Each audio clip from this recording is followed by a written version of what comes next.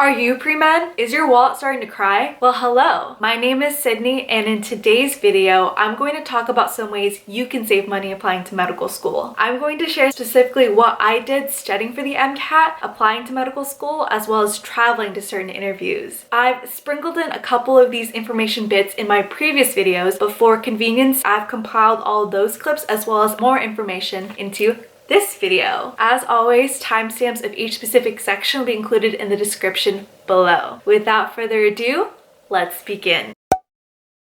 First and foremost, I consider these two things: looking into the fee assistance program offered by the AAMC, as well as looking at your network. To begin with the fee assistance program, or FAP for short, I would look into this ASAP. One, whether you qualify. So most likely if you qualify for financial aid from your school, you may qualify for the fee assistance program. And two, I would look into when would it be the optimal time to activate these benefits. For some context, the fee assistance program is something that you have to apply to every single calendar year. You are only eligible to apply for it a maximum of 5 times. So the MCAT benefits are only good once, the MSAR is also only good once, and the fee reduction waivers for submitting applications is only good once. So depending on your trajectory and your pre-med timeline, I would plan accordingly on when to activate these benefits. I already kind of enumerated above, but just for organization, the fee assistance program can be used for MCAT registration and MCAT study materials such as AMC practice exams, section banks, etc. The primary application fee waiver for AMCAS to waive the cost of applying to 20 medical schools. It also counts as a secondary application fee waiver, as well as the CASPer exam, the cost to take the exam, as well as distribute those scores to the schools that require it. In terms of asking around in your network, before I even constructed my plan, I asked people who have gone before me their experience and what they did, if they recommended certain products. Specifically for the MCAT, I asked older, I was gonna say generations, they're just a year older than I am, a year or two. I asked people who have already gone through the process if they were no longer using their contact books, if they knew of any PDFs, guides, or study schedules that I can incorporate into my plan. They also were very honest about what resources did and did not work. I got a lot of recommendations to look into Reddit as well as Khan Academy. In terms of being resourceful and asking your network for primaries and secondaries, if you are constructing your lists and there's a lot of unfamiliarity, asking people who have applied before you if they know of certain schools' emphases and whether schools are out-of-state friendly can be helpful factors in creating a smart application list. Just in general, I just recommend for primaries and secondaries in constructing your medical school list, just having foresight in establishing a budget that you're comfortable with and projecting to best case scenario if you follow through with completing the primaries, secondaries, and eventual travel associated with those interviews. And I've also made a video about that too. I would always consider how out-of-state friendly schools are, cost of living, cost of attendance, such as tuition. And as for interviews, especially if you know someone who's interviewed there before, don't be shy to reach out. Everyone has gone through the pre-med journey and is so willing to help with some tips and facts of their experience. Any bit of information can help you calm your nerves when it's eventually your turn to interview at that school.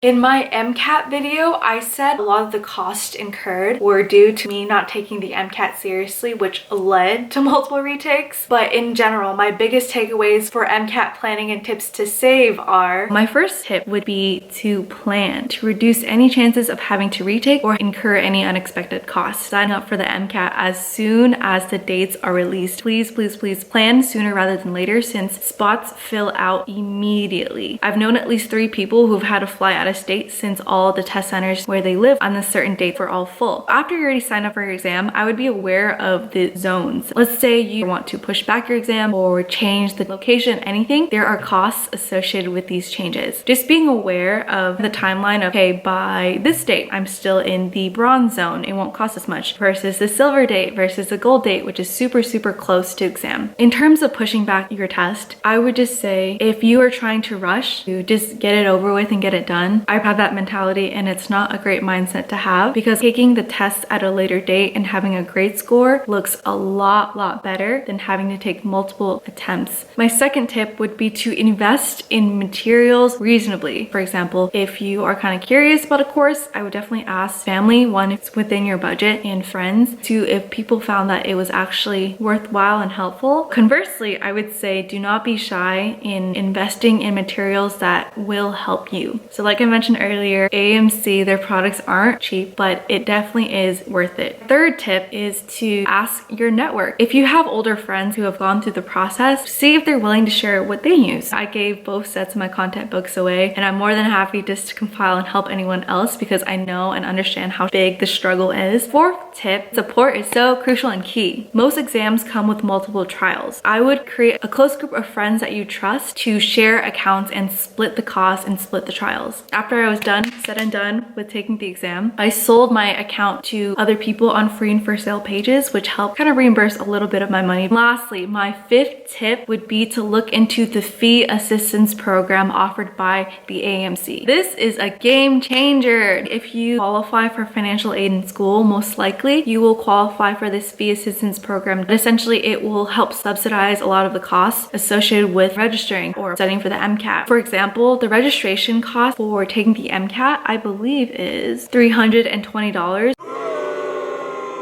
But with the fee assistance program, it actually reduced the price to $130. In addition to registration being hacked off, you also get a lot of resources that I mentioned from the AMC for free. According to their website, you will have access to 12 online products from the MCAT official prep. Altogether, that's a total of $236 worth of products. When I got the benefits, which are only valid for a year, one time, I got the official online guide by the AMC, CARS question pack, all of the section bank, and practice tests 1 and 2. There might be a couple things that I might have forgotten, but in general, each one of those products can range from $15 to $45. So any way to get it for free, like why not?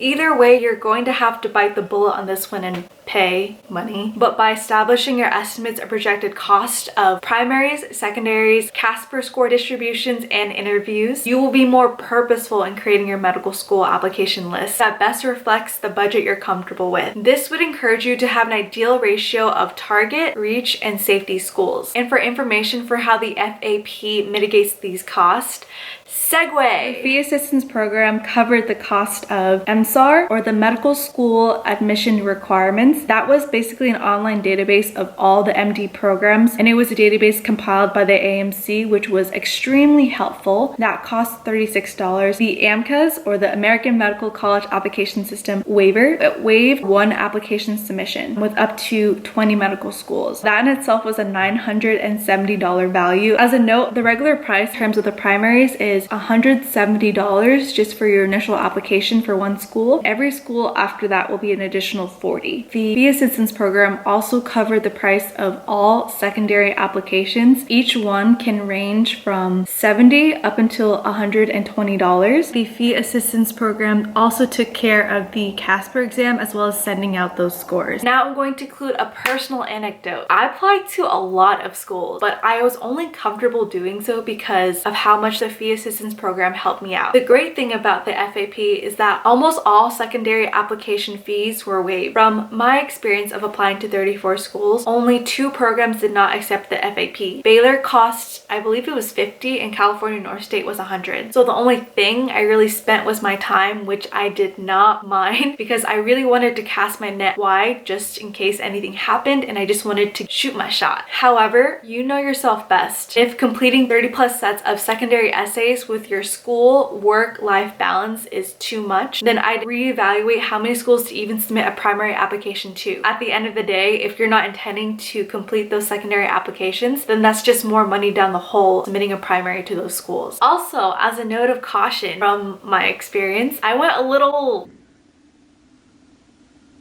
tippity-tappity happy in applying to a lot of schools. In my opinion, I applied to too many reach schools, even schools that I didn't really picture myself at, but I would just have FOMO if I didn't apply, which no harm, no foul since it was just my time, but I definitely could have cushioned my ratio with more target schools. This section has a lot of doink, coulda had a V8 obvious information, but your girl's all about completion. The expensive part of interviews, as you may already know, is the airfare, lodging, transportation, and food associated with traveling. I'm going to go through each section and share some things I encountered. As for airfare, I don't know if I'm alone in this boat, but medical school interviews was the very first time I ever traveled on my own. And my recommendations for booking flights is after you're given a list of interview dates to choose choose from. You really have to be mindful and kind of do that tango of choosing a date that is early-ish, since you are on a rolling application basis. Makes sense relative to other interview school dates depending on your priority. If this date gives you ample time to prep for that style of interview, if you're able to request time off from work, or if it coincides with a very hectic week at school, and choosing a date when airfare is cheap. I didn't look at my calendar for one experience and I was like, whoa. Why does this one secluded area cost twice as much to go than a touristy area?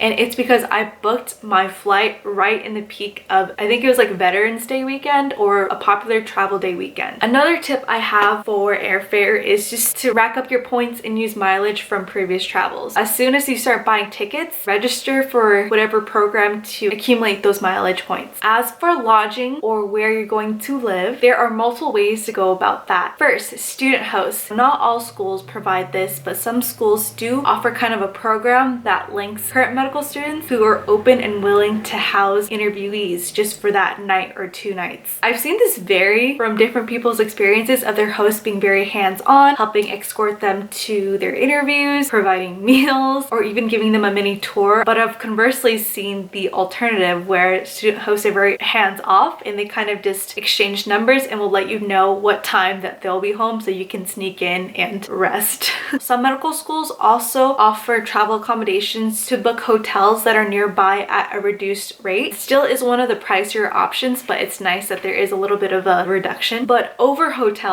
I would recommend Airbnbs. Depending on your level of comfort, it can be a cheaper alternative if you are booking a room rather than a whole entire house or apartment. My tip for Airbnbs is to book as soon as you book your flight, as long as you are set on that date. My recommendations also would be to book as close as you can get to the school to optimize not getting stressed. Also, if you are considering flying out the same day as your interview, selecting a midpoint area where it's between the school and the airport, be aware of times for traffic as well as ease of transport, just to minimize any risk of missing your flight. But out of all these options, I'd say the best way to lodge would be to stay with friends or someone that you know that currently attends that school. From my experience, even if I wasn't necessarily the closest to someone, when I just was asking someone questions about how much they liked the program, they actually offered to house me, which was really sweet and kind of them. This was the best option in all my different travel stays because, one, I got to catch up with a good friend. I got to tour the city and the school way more in depth with someone who was kind of a local there now. It was just the most comprehensive and fun. The next set of costs associated with travels, transportation, specifically Uber and Lyft. This is kind of a gimme if you're already familiar with using it. Just be aware at peak times, and if you haven't already used a discount code for free rides. Another tip is after your interview or maybe after the student dinner that they host the day before, make some buddies because you guys are probably going back to the airport around the same time. That actually happened to me. I knew someone and we sparked conversation since we came from the same undergrad. Instead of me just going to the airport right away, requesting that Uber by myself, we kind of got to do a little tour of the town before, have dinner, and then we eventually split the cost of the Uber. In retrospect, I probably spent more money because we hung out and made memories, but we made memories, which was a nice experience. And lastly, with travel, there's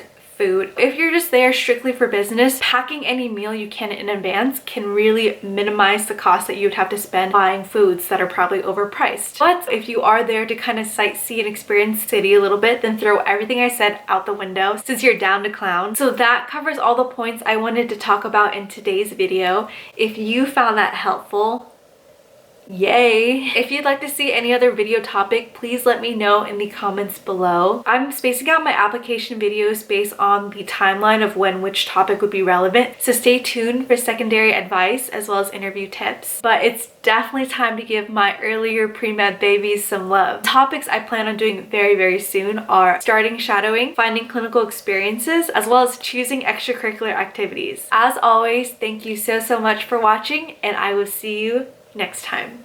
Bye!